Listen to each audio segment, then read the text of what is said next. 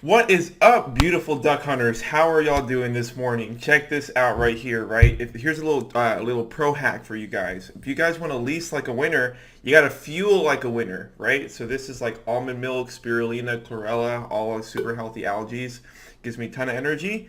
And it keeps me healthy. Anyhow, though, I just wanted to make a quick video response, right? So the question that one of our new members had, Daniela, shout out to you. Welcome to the family, by the way.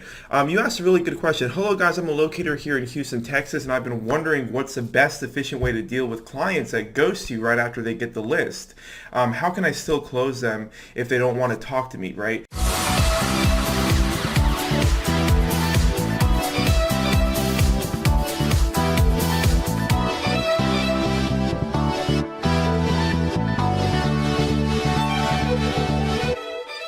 Let's go over this question. It's a really good question, and it's a big struggle that a lot of apartment locators deal with, right? So basically, there's always going to be a small percentage of people that where this is going to happen and it's out of our control, right?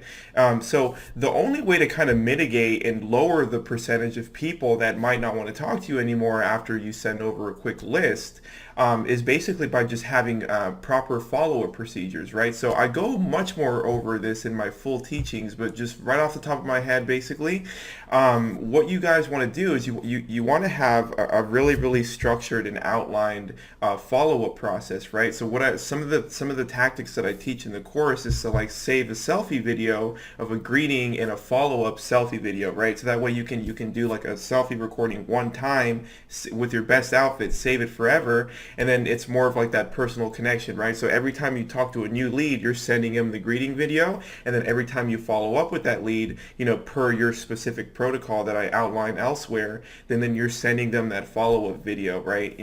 So that way it's more personal, and then you're mitigating the percentage of people that just ghost you, basically, right? You should also be utilizing shortcode snippets and texting them and emailing them the same way I teach you, right? I'll show you exactly what to do, but the point is you have to have a protocol, right?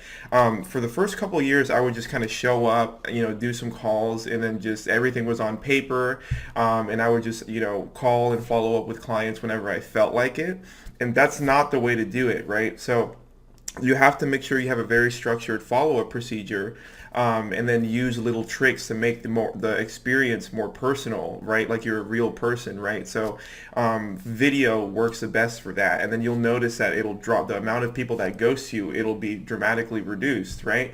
And so another thing that someone brought up. Shout out to Paige Esmeralda. Welcome to the fam.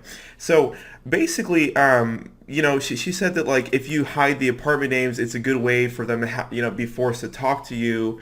That way, they don't have the ability to ghost you. So yeah, a lot of locators still do that today as well. It's a good point, right? And I used to do it that way exclusively. When the first few months I started, right? The problem was a lot of locators had it was like very different beliefs on whether they should hide the property name or show the property name, right? So I didn't know which one was the best thing to do. So what I did, whenever you don't know something, guys, what you need to do is you need to split test it, right? So what split testing is you try, you change one variable in what you're trying to test, right? So the variable here is showing the apartment names or hiding the apartment names, right?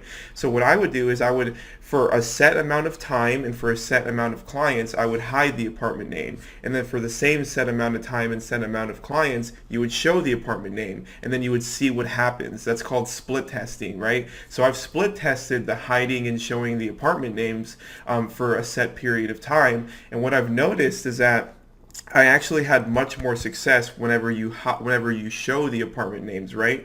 Because if you just think about it really quickly without split testing, it makes sense, right? If we hide the apartment names, then how could they ghost us if they need to contact us for the information? So it makes sense, but never in business, never do stuff that you think makes sense without testing. What you want to do is you always want to split test and then have the data show you what the best thing is to do, right? It's a lot of entrepreneurs struggle with this as well. So I didn't know what the best thing to do was, so I split tested it, and what my data showed and what my data proved, that it was that showing the apartment names is actually better, right? And then you close more, and you have higher client retention and closing ratios, right? And then once the data proved that showing the names was better, I thought about it, and then what I realized is that whenever you hide the apartment name, what essentially what you're doing, I know we're protecting ourselves, but what we're doing is we're creating an additional step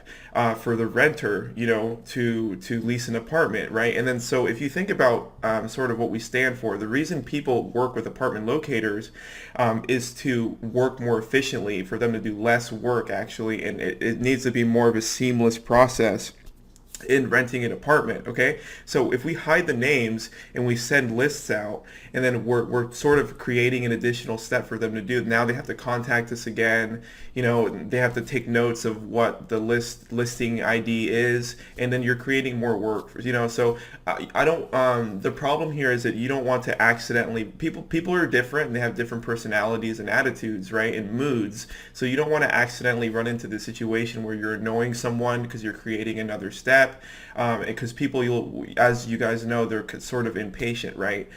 So I believe that's why showing the apartment names I've had more success. I think that's why the data shows that. It's because when I thought about it, we're creating an additional step for people when it should be easier. The other thing is it's building trust, right? And so obviously, as real estate agents, we offer a free service, right? We're apartment locators, so you would imagine that the trust would be strong inside of a business where we don't charge our clients anything. But what's really happening is you still need to build trust even in free services, right? And so what I've noticed is that, if we want our clients to trust us, we sort of have to be the bigger person, and then show them the trust first, right?